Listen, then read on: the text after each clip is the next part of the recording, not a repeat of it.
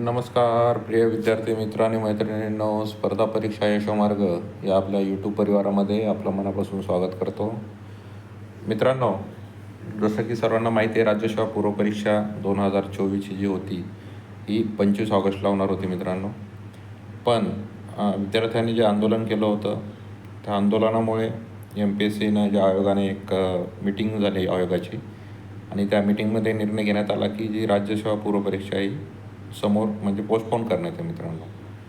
आणि पोस्टपोन तर झाली आहे, पण आता नवीन तारीख कधी येणार त्याविषयी विद्यार्थ्यांमध्ये खूप मोठा संभ्रम आहे.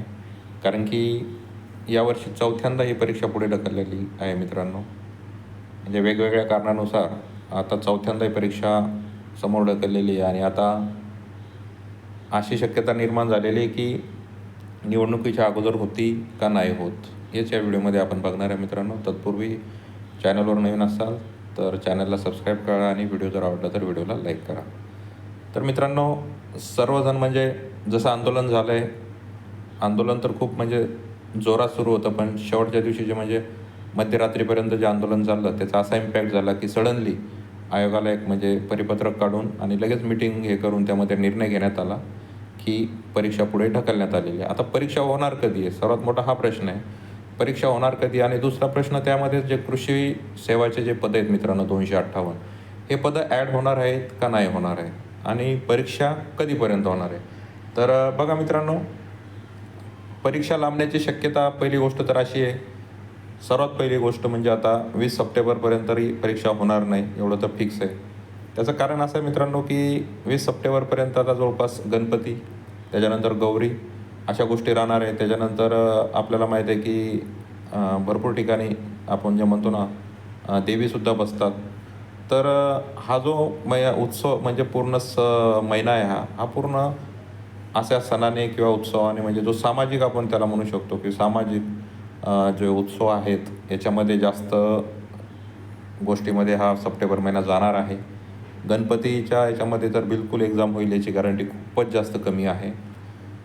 एकच शक्यता फक्त इलेक्शनच्या अगोदर जर झाली तर, कारण की आचारसंहिता बघा, माझे जुने व्हिडिओचे शिक्षक भरतीचे किंवा पोलीस भरतीचे स्टुडंट आहेत जे रेग्युलर बघतात, MPSCचे एवढे स्टुडंट माझे सबस्क्रायबर नसतील तर त्यांना सांगू इच्छितो की जुन्या व्हिडिओमध्ये मी सुद्धा सांगितलेलं आहे आणि याच्यामध्ये सुद्धा सांगतो तुम्हाला, जे नवीन इथे व्हिजिट देणारे विद्यार्थी आहेत, की आचारसंहिता जे मित्रांनो ही फर्स्ट वीकमध्ये ऑक्टोबरच्या नाहीतर सप्टेंबरच्या लास्ट वीकमध्ये. तर माझी असं वैयक्तिक माझं मत आहे, याच्याशी तुम्ही सहमत असाल तर असं जरुरी नाही, की 7 किंवा 8 ऑक्टोबरपर्यंत जे मित्रांनो आचारसंहिता ही लागून जाईल.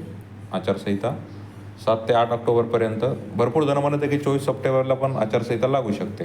म्हणजे हा जो 10 दिवसाचा पिरियड आहे, या 10 दिवसामध्ये कुठेतरी आचारसंहिता मित्रांनो विधानसभेची लागणार आहे. आणि शक्यता आहे की ऑक्टोबरमध्ये आचारसंहिता लागू शकते, कारण की तोपर्यंत गणपती वगैरे या सर्व गोष्टी होऊन जातात मित्रांनो.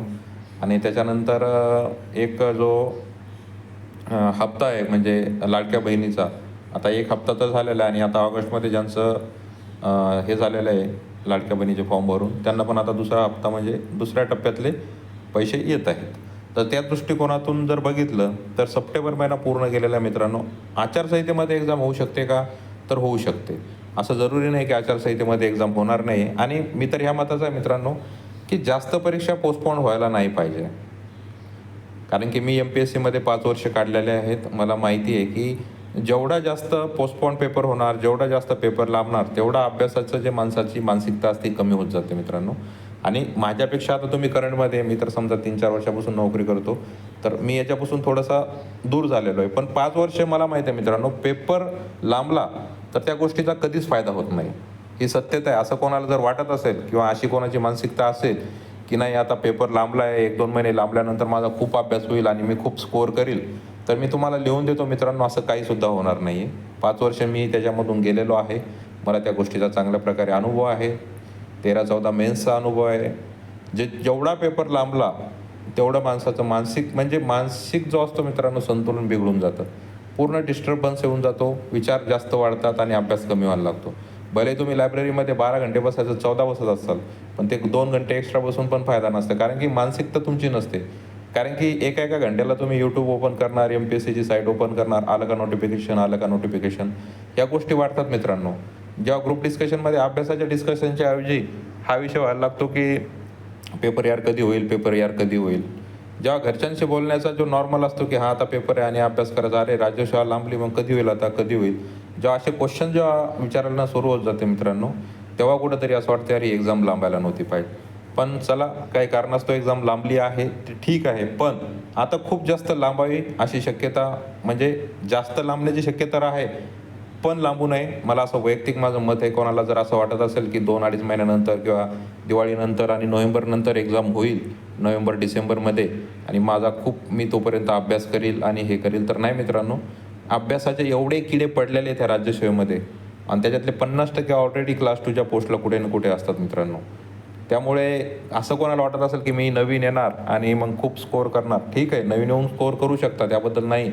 पण राज्यसेवेमधले एवढे खुंखार लोक असतात ना, की त्यांचा खूप खूप जास्त वास्ट म्हणजे सिलेबस त्यांनी कव्हर केलेला असतो, खूप जास्त त्यांचा अभ्यास असतो, त्यांच्यासोबत आपल्याला कॉम्पिटिशन करायची असते. आणि त्यामुळे आपण कुठेतरी आपण त्यांच्या कंपॅरिझनमध्ये जागा वाढल्या म्हणजे आपला खूप मोठा फायदा होणार असं बिलकुल होत नाही. ते या गोष्टीमधले मास्टर असतात आणि त्यांना माहीत असतं पेशन्स काय असतात ह्या गोष्टी, ते पॅनिक होत नाहीत. त्यामुळे एक्झाम लांबली, कोणी पॅनिक होऊ नका. तर प्रार्थना एवढीच करा की जेवढ्या लवकरात लवकर होईल फायद्याचं आहे, कारण की परत मग 2025ला नाटकं सुरू होऊन जातील. परत मग हीच जर आता नोव्हेंबर डिसेंबरमध्ये गेली तर त्या राज्यसेवेचं नोटिफिकेशन कधी काढायचं, आणि ते मग पुढचा प्रश्न राहिला. त्यामुळे मित्रांनो, आशा करा की 20 सप्टेंबरपर्यंत तर होणार नाही, कारण की पेपर लवकर का होऊ शकतो बघा. पेपर तर त्यांनी सेट केलेले आहेत, पेपर सेट केलेले आहेत त्यांनी, हॉल तिकीटसुद्धा जनरेट केलेले होते. फक्त आता हॉल तिकीटचं काय होणार आहे, पूर्ण तुम्हाला म्हणजे सेंटरसुद्धा चेंज म्हणजे होऊ शकतात.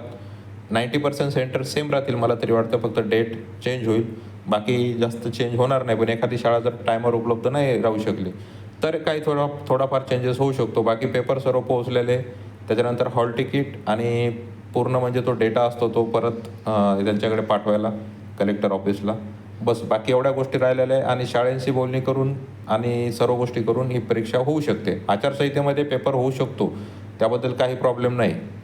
पेपर एक दिवस गेला कोणतीही अडचण येणार नाही आहे. आचारसंहितेमध्ये सुद्धा पेपर होऊ शकतो. असं कोणाला जर वाटत असेल की होणार नाही, तर बिलकुल नाही, आचारसंहितेमध्ये पेपर होऊ शकतो.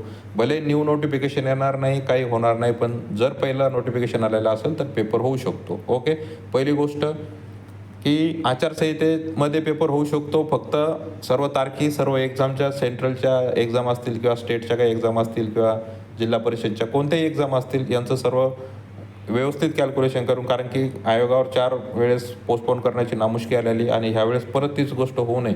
त्यामुळे सर्व गोष्ट आयोग व्यवस्थित विचार करून, सगळ्या गोष्टीचा विचार करूनच तारीख डिक्लेअर करेल, आणि येत्या 10-15 दिवसामध्ये तारीख डिक्लेअर होऊ शकते मित्रांनो. अशी अपेक्षा करा की एका महिन्यामध्येच पेपर होऊन जाईल. खूप जास्त लांबल याची अपेक्षा करू नका, नाहीतर मग जर पेपर लांबला तर 100% जो एक्झाम आहे मित्रांनो ही डिसेंबरमध्येच होईल मग, कारण की 26 नोव्हेंबरपर्यंत नवीन विधानसभा अस्तित्वात येणार आहे. त्याच्यानंतरच आल्यानंतर मग मंत्रिमंडळ आणि ते 2-4 दिवस ते नाटकं चालतील, आणि मग हा पेपर जो आहे मित्रांनो हा डिसेंबरमध्येच जाईल. आणि दुसरा प्रश्न आहे कृषीचे पदे. आता कृषीच्या पदाविषयी असं झालेलं आहे मित्रांनो, कोणी म्हणतं की ॲड होणार आहे, कोणी म्हणतं ॲड होणार नाही.